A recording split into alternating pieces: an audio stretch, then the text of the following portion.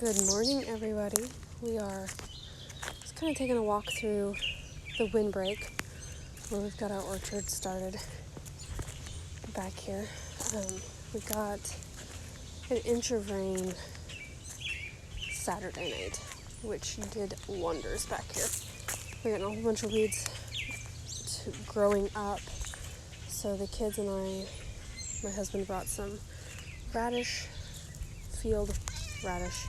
So these get pretty big, seeds over, and we spread them everywhere just to kind of try and keep the weeds down. And they are coming up beautifully. Like, there's patches like it's way too thick in here, but this is where the kids were sowing and the bag was sitting. But yeah, we have a beautiful crop.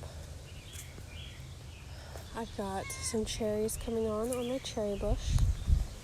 They're itty bitty. I planted some, what was it called?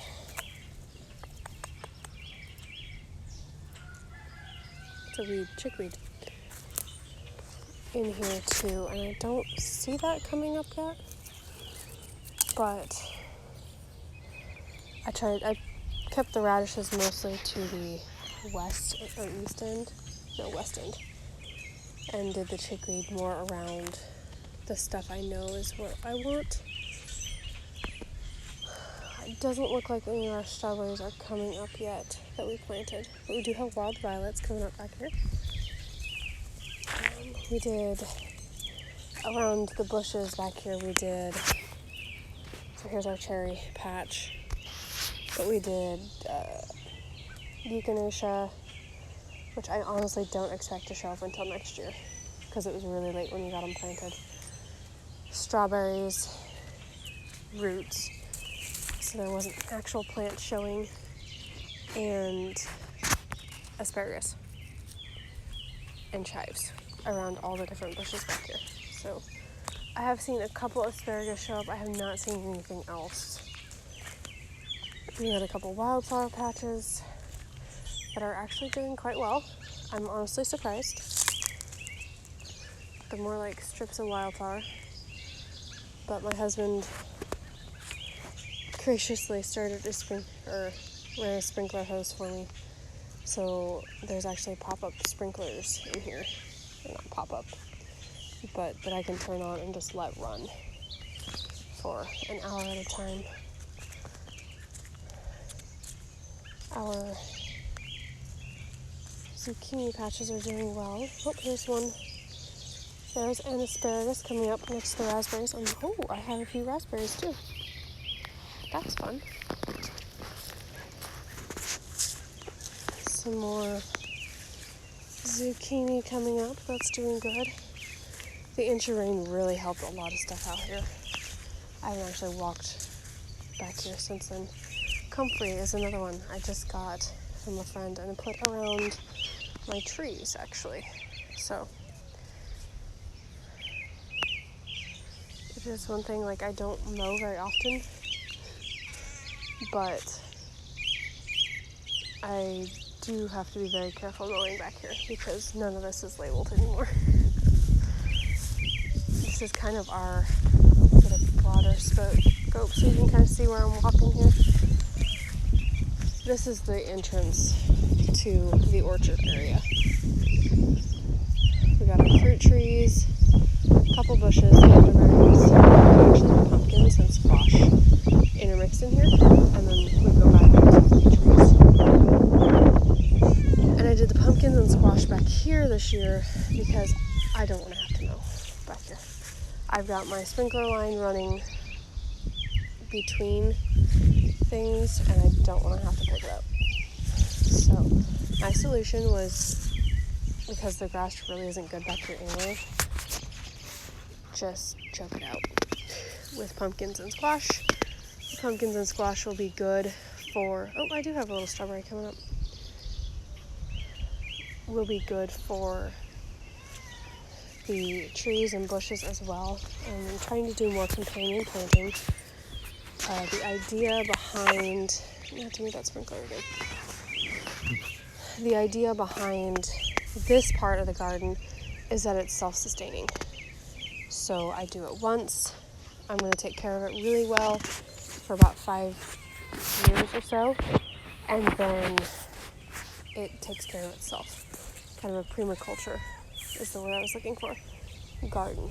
So we've got pumpkins, and this will probably always be my squash patch, honestly. Last time we mowed, I actually mowed the grass the grass was here really short. I kind of cut it back. It had been really hot and dry, and I really hoped that it would just die. It didn't. It's crabgrass. So the pumpkins and the squash are starting to really take off, though. So I'll probably have to mow one more time real good. And then I don't know if I'll have to mow much more back here. My motion sprinkler is getting blocked by the pumpkins, so we need to fix that. I have 2 motion sprinklers. One's back here, as mostly to protect the seedlings as they were little. There's a lot of rabbits back here because the dogs don't go back here. The dog's fence is not this close to back here. And since we've lost the one dog, since he's died, we've actually taken the other dog's collar off. So he could run back here if he really wanted to. Even with granted, there's not much ground cover here, but there are still cracks in the ground, even with an inch. That's also what I'm doing today, is seeing, okay, do I need to start these sprinklers again, or are they fine? I had a few more. Oh, there's another strawberry coming up back here. So strawberry, I got some pig weed coming up. Just needs to be pulled. Oh, this is pig weed. We don't want that.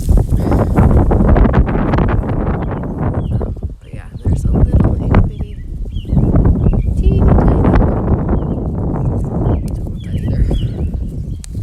And I did not mulch these either. Probably should have. I didn't.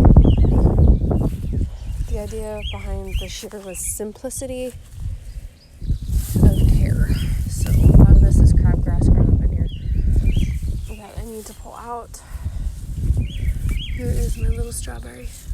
I think it's either that or there's a weed around here that looks a lot like strawberry. Ugh. None of this actually grew up until I started watering this. So another on the other, this is actually just a mulberry tree. And this one too is also a mulberry that keeps growing back. They've been cut off several times. So that's mulberry. The challenge is he's right up next to my elderberry bush. These elderberry bushes, actually this is their 2nd year. I got them as cuts last year from a friend of mine. So I was surprised to see the blossoms on them this year.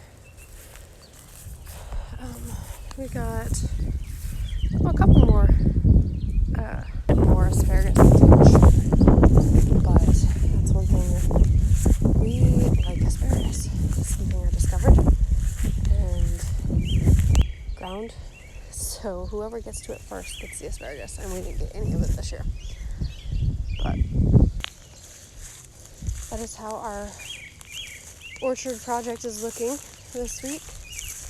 I will probably start the sprinklers probably tomorrow. Give everything a good drink.